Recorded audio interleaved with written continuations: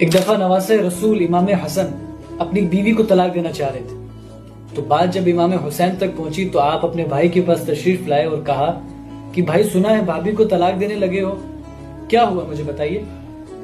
تو امام حسن مسکرائے اور فرمایا کہ بھائی آپ نے قرآن مجید نہیں پڑھا؟ کہا پڑھا ہے۔ کہا اللہ نے اس میں کیا ارشاد فرمایا؟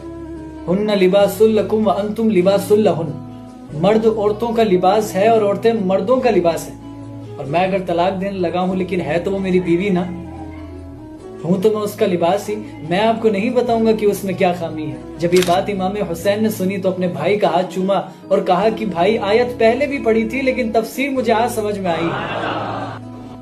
مرد عورتوں کا لباس ہے اور عورتیں مردوں کا لباس ہے۔ اس بات کو میں آسان کر دوں، فار ایگزامپل جیسے میرے سینے پر ایک زخم ہے اور اس زخم کو میں نے اپنے جبے سے کور کر رکھا ہے، اپنے شال سے کور کر رکھا ہے۔ اب آپ دیکھیے یہ میرا لباس ہے اور اس نے میرے عیب کو چھپایا ہے، اس نے میرے زخم کو چھپایا ہے، اور اگر میں جبہ ہی پھٹا ہوا پہنوں تو پھر وہ زخم تو نظر آئے گا نا۔ تو پھر کیا فائدہ ایسے لباس کا جو آپ کے زخم کو نہ چھپا سکے، جو آپ کے عیب کو نہ چھپا سکے۔ کچھ دن بعد امام حسن نے اپنی بیوی کو طلاق دے دی۔ پھر امام حسین تشریف لائے اور کہا کہ بھائی اب تو آپ نے طلاق دے دی، اب تو مجھے بتائیے کہ بات کیا تھی۔ تو امام حسن نے فرمایا کہ بھائی اب وہ غیر محرم ہو چکے ہیں اور کسی غیر کی بات میں آپ سے کیوں کروں۔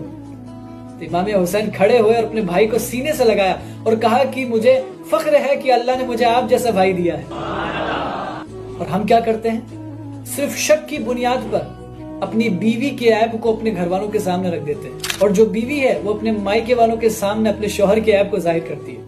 یاد رکھیے اللہ نے ارشاد فرمایا مرد عورتوں کا لباس ہے اور عورتیں مردوں کا لباس ہے۔